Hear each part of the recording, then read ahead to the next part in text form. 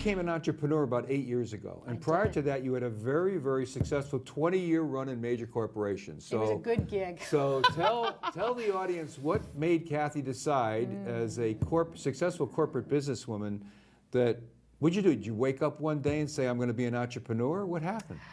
I woke up one day and found myself out of work. And someone gave me the sage advice, "Cathy, why don't you start consulting?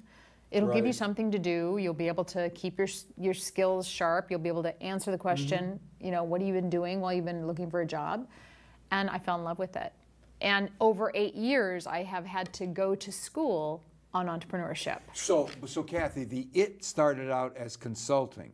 Yes. And then it branched into what?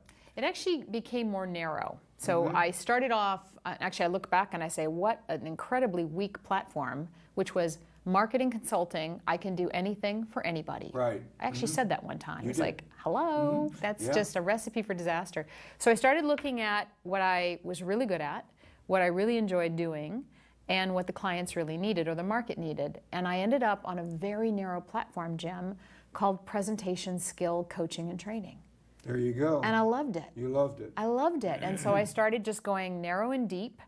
And it was tough because I had to turn down other business requests. That's the hardest part. It's so tempting because you so need the money to say no to what is not focused. It's always nice to find the combination, Cathy, where you're good at something and love to do it. Yes, that's a nice the combination. gift. And it becomes a career when it leads to something. Listen, there's a lot of people that watch the program.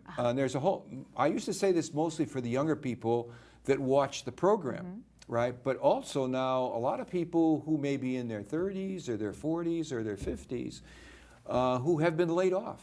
And they're confronted with not the corporate job that they had before, and they got to find something to do. And a lot of them, Cathy, decide to become entrepreneurs, right?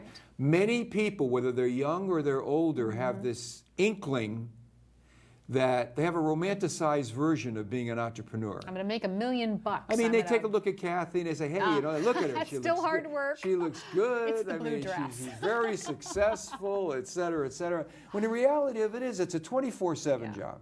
Entrepreneurs are 24/7, right? You got to get up every day and sell your brains out. And oh, by the way, you may have to meet your own payroll.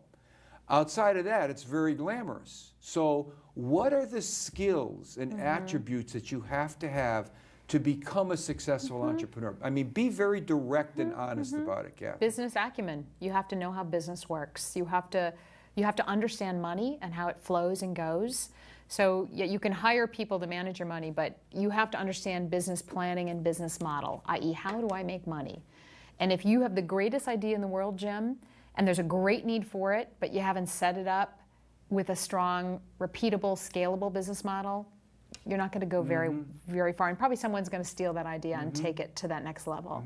So really, and this is where young people, they've got great energy, they hustle, great passion, great, no risk aversion. Right. They don't know fear. Right. Don't know risk. Right. So that's all wonderful, but they need to acquire business knowledge. And so sometimes tapping into old folks like us, you know, who've had years and years and years of experience, and complementing the energy with the experience can help that young person really turn that business into a sustainable venture.